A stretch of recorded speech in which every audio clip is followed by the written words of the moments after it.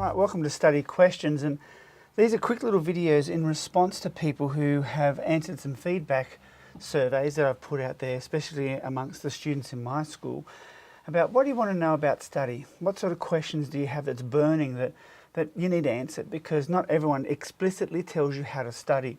And really it's a study journey, because really how you study for you is a little bit individualistic. It's not just the one approach works. You have to look at a lot of different techniques and work what fits you and works well with you. But these are some of the common questions. Now the first question is, how do I do time management? How do I time my study so that it gets done, or assignments get done on time, or that my study notes that I have to write each week get done, I don't fall behind? Well, in this video we're going to look at just that. All right, the first key in sort of understanding how to do time management is that you need to plan. So this is very similar to like the video that I'm going to be making or have already made, depending when you watch this, on how to do a study timetable. So in order to make sure that you stay on top of things, you need to constantly look at them every single day if you can, or every 2 days, because that way you're chipping away and you're working on it. You're not leaving it to the last minute, and that has so many positive aspects to it. You know, it means that you're constantly getting all your work done constantly all the time. You're revising it all the time. You're not leaving large gaps of time between looking at how to do acceleration calculations, for example, and you don't touch on it again for 4 days, and then you've forgotten a lot. So it's got that frequency of concept reminding that's happening in your brain there. But it also means that it helps you with your anxiety levels too. People get very anxious when things get put to a side and they don't get a chance to get it done. So if you're constantly getting things done, it makes you feel better that you're actually accomplishing things. So let's just say you're planning, and in part of your plan you have 2 days here, Monday and Tuesday. Now of course the times you need to work out for yourself, but let's say you put it into half-an-hour blocks. So your study time is in half-an-hour blocks. To be able to get something done on time is that you need to plan for it, and you need to be specific. So you need to plan and you need to be specific. You can't just say, oh, I'm going to study science today for a half-an-hour between 5 and 5:30. Well, that's a little bit too generic. You want to be specific in what you plan. So in your timetable, in your diary, you need to say, I need to look at acceleration calculations.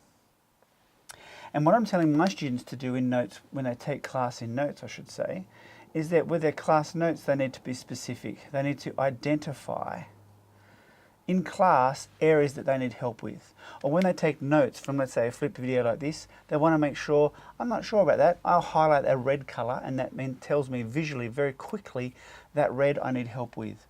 So if you use a color system, and I'm going to be making videos on that with a color system with your notes, then very quickly when you flick through your notebook, you can see all the red areas that need help straight away.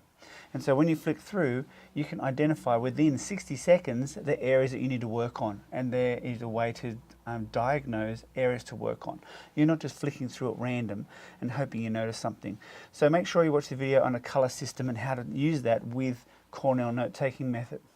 But let's say you've identified it. You've identified, I need to work on something. So I need to work on acceleration calculations, specifically in my study notes. And so then you give yourself half your time period to do that. So if you've got half an hour, let's say you spend 15 minutes. You do 15 minutes looking at acceleration calculations. You might watch a video, you might read a textbook, you might do some questions on a worksheet, you might work with a friend, you might teach them and work together and team teach. But for 15 minutes, half of your time. The other 15 minutes, of course, you want to do is homework, which we call learning preparation at our school. So that way you're getting both done. You're getting your learning preparation or homework done, and you're getting a bit of revision done at the same time. And of course, then you do that again on Tuesday as well. And by chipping through each day, you're actually getting both your learning prep done, and you're actually revising the concepts that you're having challenge with. And as time goes on, as you're doing this every day, the amount of stuff that you have problem with starts to decrease. And there might be times when you don't have learning prep, and then you can spend half an hour on doing practice problems or chipping away with your study notes. So it all comes back to planning, being specific when you plan so that you can maximize the amount of time that you spend in your half an hour, okay, to do your work with your colour system. So that, I hope, helps you out a little bit in how to get things done on time. Plan for it, right, with a timetable like this.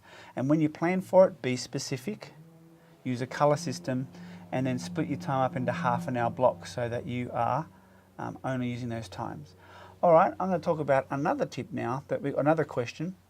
We'll make it in the next video, but it's looking at how do we concentrate, how do we ensure that we use our time efficiently when we're in our half-an-hour study block.